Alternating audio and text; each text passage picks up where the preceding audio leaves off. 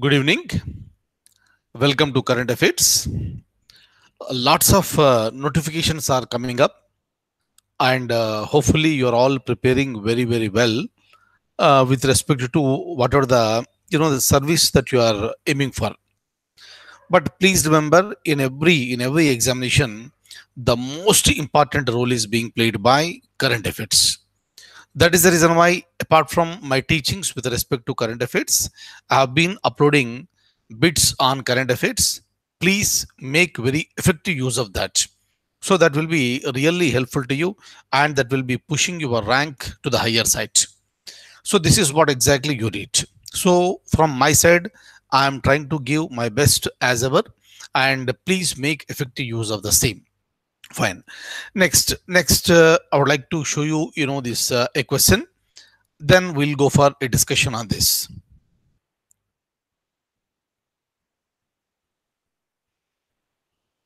Look at this. Which of the following is the second state in the country to present e-budget? Every state is presenting the budget, but the question is related to e-budget.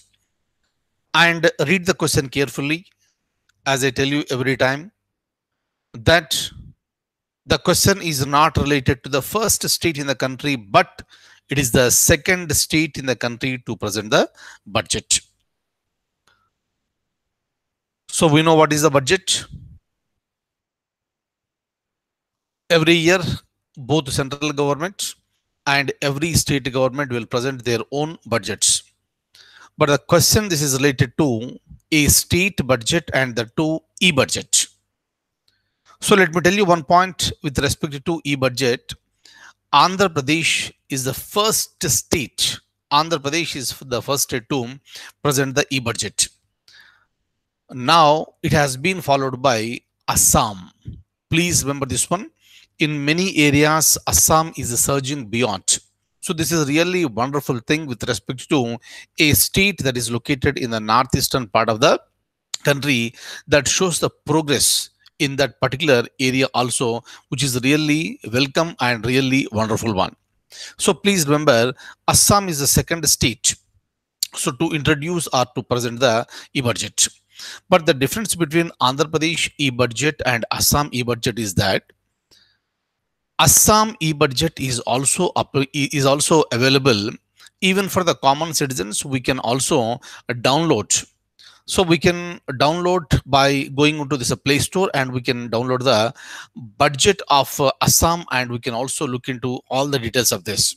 So this is really wonderful one, and which is not available with respect to Andhra Pradesh. Clear? Of course, in Andhra Pradesh also it is available, but after a period of time.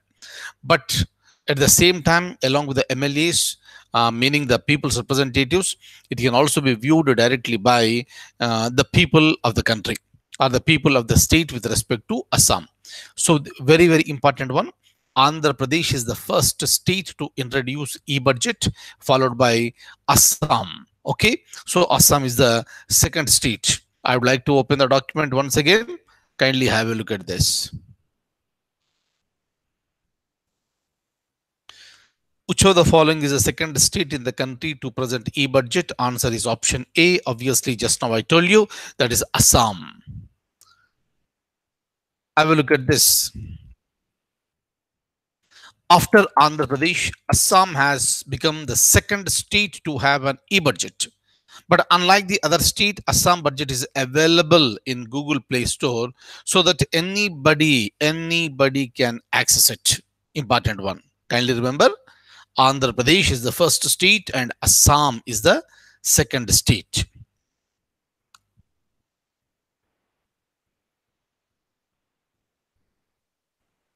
And one information for you all from today onwards with respect to Andhra Pradesh group 1 services, interview sessions are going on, and some of our students are attending that. Plus a few more students have taken interview guidance from onlineias.com. On behalf of our institution, I wish everyone a very, very, very successful interview. And I also expect you to convey your wishes to our candidates who are appearing for interview of Group 1 services, which are being conducted by Andhra Pradesh Public Service Commission. Next point I would like to tell you is that we have these test programs I told you already, and IAS 2018 practice tests have been launched, and we have given a time period of 24 hours. Since there is a request from many of the students that this time period has to be increased. Okay, so they have requested, that is the reason why. So we have decided to increase the time period to 3 days, meaning each test from the date of your registration will be available to you for 3 days, and within these 3 days you can look at the questions, you can answer this. First you answer, then you go for the revision, and every question has been prepared with a lot of meticulous efforts by our team under my complete guidance and monitoring, and this will be absolutely useful for you for cracking the preliminary examination IAS 2018. That is the reason why. So please make effective use of this, and from tomorrow onwards they will be available to you for not the previous ones. From now onwards, whoever is getting registered for writing the test, and let me tell you, please register only for one test at a time. Is it clear? If you register for 2 tests, 3 tests also, so they will be available only for the 3 days. Is that okay? That is the reason why first you finish up one test and have the access for 3 days. And if you want to have, if you can finish up that one within 2 days or 1 day, that's not an issue. Once one complete test is over, once you are satisfied, then you get registered for the second test, right? So this is a sincere request from my side, but please make effective use of the same thing, right? So now once again I would like to open the document and I'll show you the document. We have one more very important question. I would like to show you that to you. Look at this. In March 2018, which of the following countries parliament has removed? Which of the following countries parliament has removed the restriction of 2 terms on the president in the office? So generally, if you look at, most of the countries, so most of the countries, they have some terms. So maybe say, for example, if you look at United States of America, the term of office of the president is 4 years. One term is equal to 4 years, and a single person can be the president of United States of America for not more than 2 terms, meaning 4 years plus 4 years. That's it. Clear? But it is different in India. When it comes to India, we have the president, but the term of the president is 5 years. After 5 years, elections will be held, and once again we elect a new president, and the new president will continue in the office for another 5 years. But what about the single person? Can the single person be the president of India for more than 1 term? Answer is yes. Is it only for 2 terms? No, there is no limitation. But every 5 years we need to go for the elections. So like this, whatever America has, so we have some different system. So like this, it will vary from one country to the other country. Clear? But today, one of the important countries in the world, of course, it's our neighbor. So they have decided, the parliament has decided to remove the restriction of 2 terms with respect to the office of the president. So meaning the person can continue in the office for life term, meaning as long as the person is alive, so that person can be continued as the president of that particular country, and that country is China. Right? So this is the, this is a step that has been taken and parliament has accepted. This is an amendment. Of course, all amendments must be passed with a special majority, even in the Chinese parliament, and nearly almost 3,000 members are present, except a few, this remaining, all the members have supported this particular move. Clear? That shows the domination of the Chinese president, Xi Jinping. Now, I would like to show you the question. This is a very important one. Definitely, it will be a question in any forthcoming examination. Have a look at this. So, in March 2018, which of the following countries' parliament removed the restriction of 2 terms on the president in the office? Japan, South Korea, France, or China? Answer is China. Look at this. Look at this. Inside Beijing's Great Hall of the People, nearly 3,000 delegates to the National People's Congress.